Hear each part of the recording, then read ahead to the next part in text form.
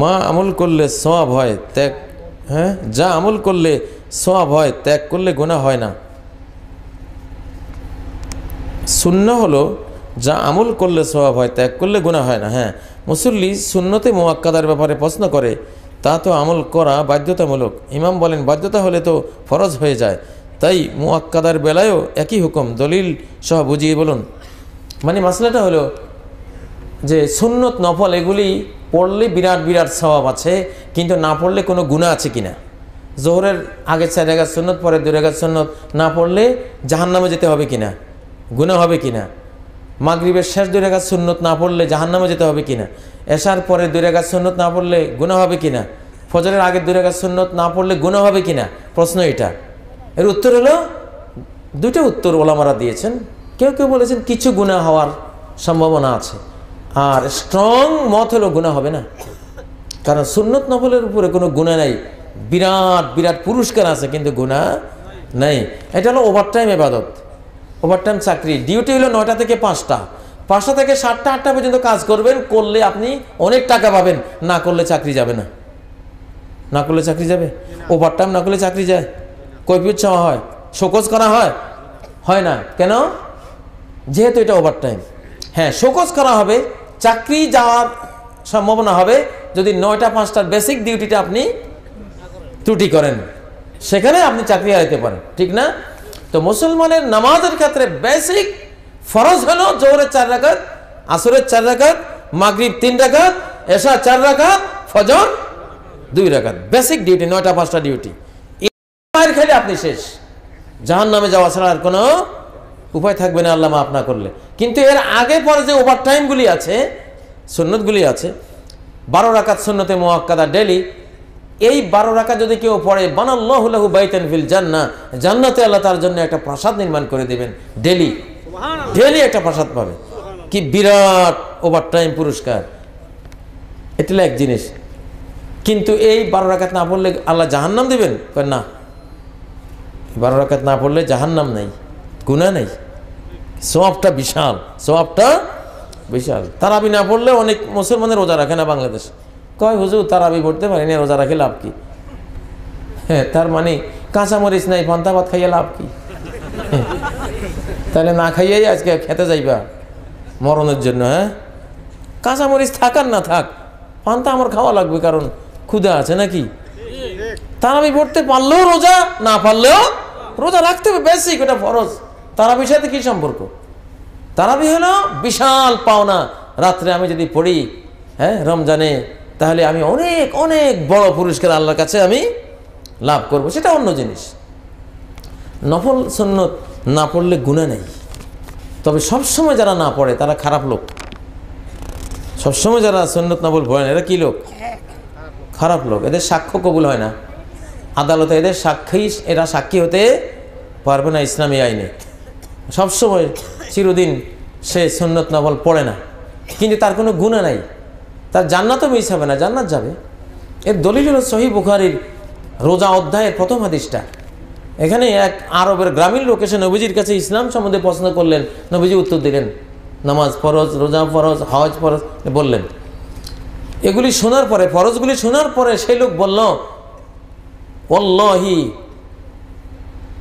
লা আতাতাওয়াউ শাইআন ওয়ালা আনকুসু মিম্মা ফারাদাল্লাহু আলাইয়া শাইআন আল্লাযী আকরামাকা বিল হাক্কি, যে আল্লাহ আপনাকে সত্য দিয়ে প্রেরণ করে সম্মানিত করেছেন, সে আল্লাহর কসম করে বলছি, এই ফরজগুলির একটাও ছাড়তাম না, নফল সুন্নতগুলি একটাও করতাম না। নবীজি বলেন, আফলাহা ইন সাদাক, জান্নাত পেয়ে গেছে যদি সত্য বলি থাকে। আর আমরা কমু কি, জাহান্নামী হয়ে গেছে। বেটা নফল ভর্তি না, সুন্নত ভর্তি না, জাহান্নামী হয়ে গেছে, ঠিক না? ভুল কথা। বুখারী শরীফ খুলে কিতাবুস সিয়াম রোজা অধ্যায়ের ফার্স্ট হাদিসটা এটা। তাই জন্য স্ট্রং, এটা ইমাম সাহেব যেটা বলেছেন সত্য বলেছেন, যে এটা হলো কি জানেন, সুন্নত আর নফল নামাজ এগুলি অবজ্ঞা করার কোনো সুযোগ নেই, সুন্নতকে গুরুত্বহীন মনে করার কোনো সুযোগ নেই। ফরজের ত্রুটিগুলি সুন্নত দিয়ে আল্লাহ তাআলা কিয়ামতের দিন পূরণ করবেন। সুন্নত আমাদের দরকার, নফল আমাদের অনেক দরকার, এটা এক জিনিস। কিন্তু এগুলি না করলে আমার পাপ হবে কিনা, এটা আরেক জিনিস। পাপ হবে না। কি হবে না? পাপ হবে না, এটা মনে রাখতে হবে।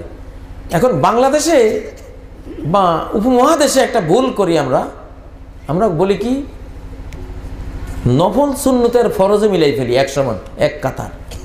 রাজা যে চেয়ারে, পিয়নও সেই চেয়ারে। এটা হয়? প্রধানমন্ত্রী যে চেয়ারে, হ্যাঁ, যদি একটা পিয়নকে আনি সেই চেয়ারে বসান, বাংলাদেশের গোটা জাতির অপমান না, অসম্মান না? ফরজ ফরজেই, ফরজ হলো প্রেসিডেন্ট, ফরজ হলো প্রধানমন্ত্রী, সর্বোচ্চ মান, ঠিক না? বাকিগুলি নিচে। এখন আমরা এক কাতারে আনি বলি কি, জোহর 12 রাকাত। আরে তার মানে প্রধানমন্ত্রী, প্রেসিডেন্ট আর ওই পিয়ন এক সমান করে দিলেন, নাউজুবিল্লাহ। সমস্ত হাদিসে আছে জোহর 4 রাকাত, আর 12 রাকাতিন আর জোহরা সাল্লা জোহরা আর বান। নবীজি জোহর 4 রাকাত পড়েছেন, ওয়াল আসর আরবান, আসর 4 রাকাত পড়েছেন, ওয়াল মাগরিব সালাসান, মাগরিব 3 রাকাত পড়েছেন, ওয়াল ইশা আরবান, ওয়াল ফজর রাকাতাইন, ফজর 2 রাকাত পড়েছেন, ইশা 4 রাকাত পড়েছেন। যদি আলিমরা এই হাদিসের মতো করে পাবলিককে বুঝাইতো, ভাই জোহর 4 রাকাত, ভাই ইশা 4 রাকাত, ইশা লিখি রাখছে 17 রাকাত, 17 রাকাত ইশা। পাওয়ার লুমের শ্রমিক শুনে কয়, বাপরে বাপ, 17 রাকাত ইশা, সারা জীবন কারখানার ঠকর ঠকর করে মরছি, এখন হুজুরে কয় এখন 17 রাকাত পড়া, ভাই পাইতাম না জীবনে, আমার সম্ভব না, ঠিক না? 17 রাকাত এত বড় বোঝা চাপানোর কারণে অন্তত 2-3 কোটি লোক নামাজ ছেড়ে দিয়েছে বাংলাদেশে। যদি হাদিসের মতো করে বোঝাইতো যে জোহর মাত্র 4 রাকাত নামাজ, তুই এই 4 রাকাতের জন্য জাহান্নামে জ্বলবি, মাত্র 3 রাকাত মাগরিবের নামাজ, আহারে রিক্সাওয়ালা, তুই এই 3 রাকাত পড়লে তো জাহান্নাম থেকে মুক্ত, মাত্র 4 রাকাত এশার নামাজ, হ্যাঁ, ফরজের 4 রাকাত পড়লে তুই জাহান্নাম থেকে মুক্ত হয়ে গেলি। রিক্সা চালক বলেন, পাওয়ার শ্রমিক বলেন, গার্মেন্টস শ্রমিক বলেন, খেটে খাওয়া মানুষ বলেন, যদি এইভাবে সহজটা বলে আমরা শুনেইতাম, অন্তত 2-3 কোটি বাড়তি মুসল্লি পাইতাম বাংলাদেশ। এরা মাত্র 4 রাকাত, 4 রাকাত বলে কি, এই 4 রাকাতের জন্য জাহান্নামে জন্ম, ভাই দরকার নাই, তাড়াতাড়ি ওযু করে মসজিদে যা।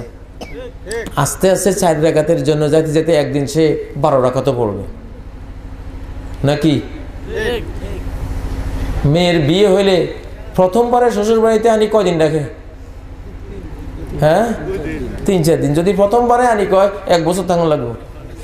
দুনিয়ার কোনো মেয়ে, অন্তত বাঙালি মেয়েরা কয়, ভাই আমার বিয়ের দরকার নেই, ঠিক না? প্রথম ছোটে 1 বছর, এই বিয়ের আমার দরকার নেই। এখন প্রথম ছোটে তুমি কইলা 17 রাকাত এশা, ও 4 রাকাত পড়তে পারে না বেচারার, সে অবস্থা তুমি বোঝা দিলে কদ্দূর? 17 রাকাত। এগুলি ভুল, এগুলির কারণে মানুষ নামাজ পড়ে না। আমাদের ভুলে মানুষকে আমরা জাহান্নামের দিকে পাঠিয়ে দিচ্ছি।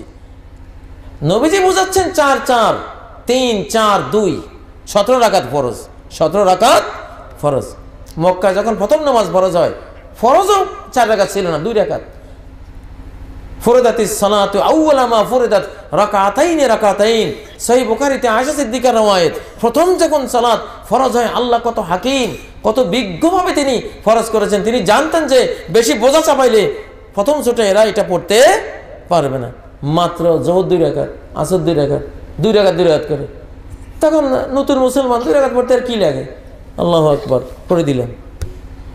কত সুন্দর না? মদিনায় আসার পরে 4 রাকাত হয়েছে। মদিনায় আসার পরে 2 রাকাতকে কত রাকাত বানানো হয়েছে? 4 রাকাত। দেখেন, পাকাপোক্ত করে আস্তে আস্তে বাড়ানো হয়। শুরুতেই যদি বাড়তি দেওয়া হয়, এটা মানুষ বহন করতে পারে না।